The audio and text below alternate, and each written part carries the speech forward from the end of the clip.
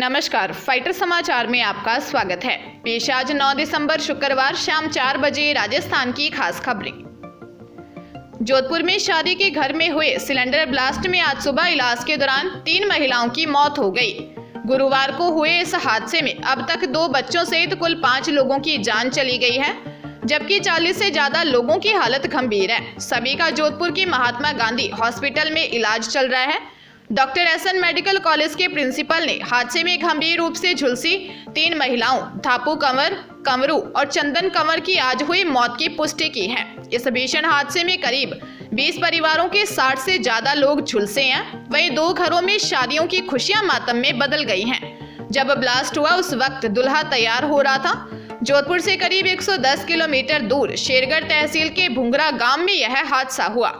यहाँ एक गांव में एक के बाद एक 5 सिलेंडर ब्लास्ट हुए और पूरा गांव दहल गया। जले हुए लोगों को जब जोधपुर के हॉस्पिटल लाया गया तो उन्हें देखकर हर कोई सिहर गया। पूरे हॉस्पिटल में इतने घायलों को देखकर अफरा तफरी मच गई।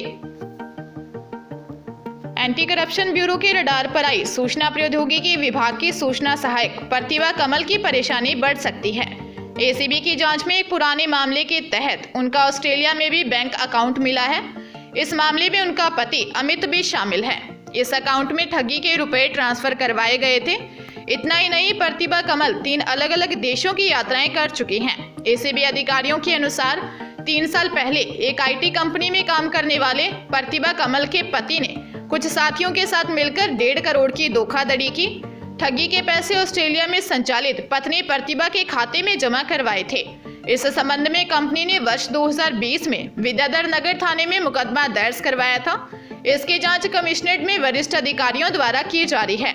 एसीबी अधिकारियों को आशंका है कि इस अकाउंट में 2 सालों में और भी रुपए ट्रांसफर किए गए होंगे। प्रतिभा कमल ने यूके, ऑस्ट्रेलिया और यूएई की यात्रा की है। इस दौरान संबंधित अधिकारियों से भी पूछताछ की जा सकती है।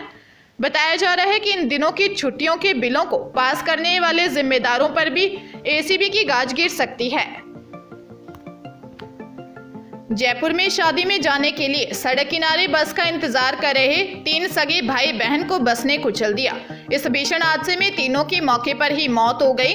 आसलपुर गांव निवासी 40 वर्षीय पप्पू गुजर अपनी बहन 22 वर्षीय बाली देवी के साथ नागौर के मीठड़ी में अपने परिवार में शादी में शिरकत करने जा रहा था। उसका भाई 25 वर्षीय बनवारी गुजर उनको आसलपुर मोड़ पर छोड़ने आया था। इनके साथ एक 4 साल का बच्चा भी था। दोनों भाई बहन बस के इंतजार में सड़क किनारे खड़े थे।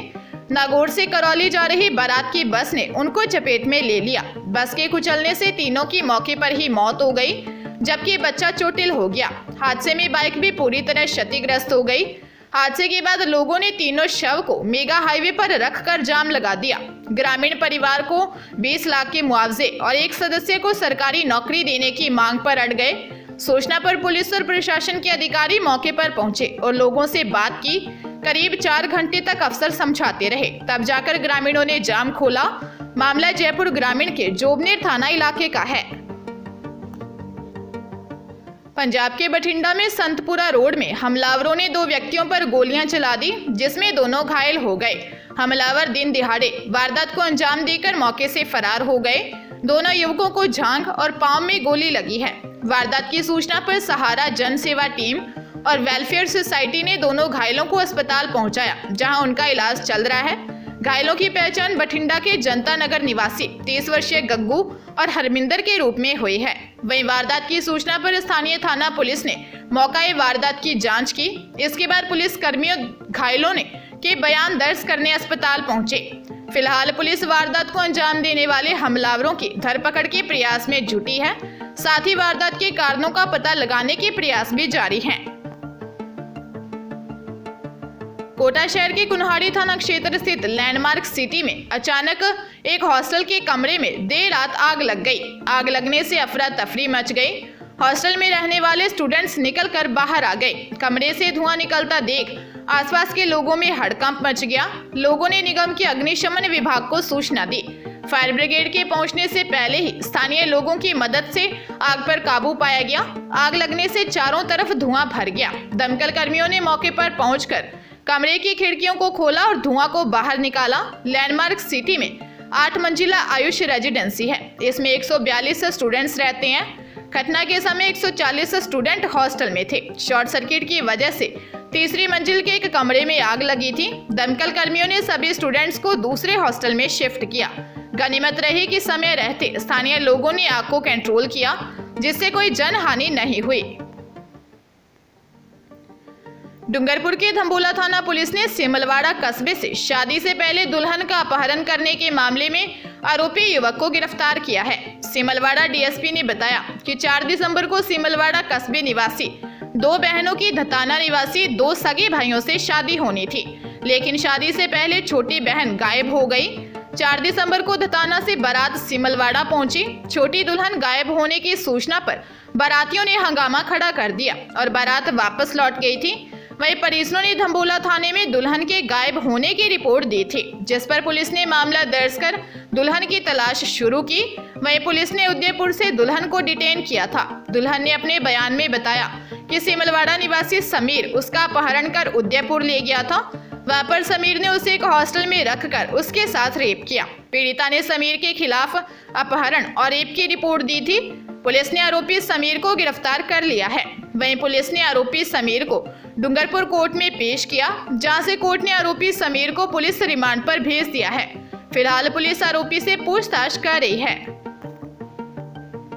राजस्थान के सरदारशहर विधानसभा उपचुनाव में बीजेपी की हार पर पार्टी प्रदेश अध्यक्ष सतीश पूनिया ने कहा, हम गलतियों से सबक सीखेंगे। पूनिया बोले, राजस्थान में जन धारणा है कि हर बार सत्ता बदलती है, दूसरा एंटी इनकम्बेंसी है, तीसरा हम और मेहनत करेंगे। पूनिया ने कहा, सरदारशहर में परिणाम हमारी अपेक्षा के मुताबिक नहीं आए। इस सीट का इतिहास कुछ ऐसा ही रहा है। यहाँ एक बार ही बीजेपी को जीत मिली है। चुनाव में कार्यकर्ताओं ने मेहनत की है, नेताओं ने समय दिया, लेकिन एक तो सहानुभूति रही और दूसरा ठीक 8 महीने बाद के चुनाव वहां के लोगों के दिलो दिमाग पर थे, इसलिए परिणाम हमारे खिलाफ रहे। मैं फिर भी सरदारशहर की जनता को बीजेपी को दिए समर्थन और शुभकामनाओं के लिए धन्यवाद देता हूं। पूनिया ने कहा, मैं कार्यकर्ताओं की मेहनत के लिए आभार जताता हूं। मुझे लगता है ये उपचुनाव जीतने से कांग्रेस खुशफहमी में हो सकती है, लेकिन 2023 के ना मुद्दे बदले हैं ना दिशा बदली है। 2023 में ये सीट भी जीतेंगे और राजस्थान में 2/3 बहुमत के साथ बीजेपी काबिज होगी। अलवर शहर के सदर थाना क्षेत्र में चिकानी के पास पापड़ी रोड पर टेम्पो और ट्रॉले की भिड़ंत हो गई। हादसे में दंपति समेत 4 बच्चे गंभीर रूप से घायल हो गए, जिनका जिला अस्पताल में इलाज जारी है। बच्चों की उम्र 1.5 साल से 8 साल तक है। बागोरा से तुलेड़ा के लिए जाते वक्त चिकानी के पास टेम्पो ट्रॉले से भिड़ गया, जिसमें तस्लीम और उसकी पत्नी घायल हो गए। हादसे में बच्चों जोया, जिया, हैदर और जीनत भी घायल हो गए। तस्लीम बच्चों और पत्नी को लेकर टेम्पो से साली के घर जा रहा था। घटनास्थल से लेकर अस्पताल में बच्चों की चीख पुकार मची थी। बच्चों को जगह जगह चोट आई थी।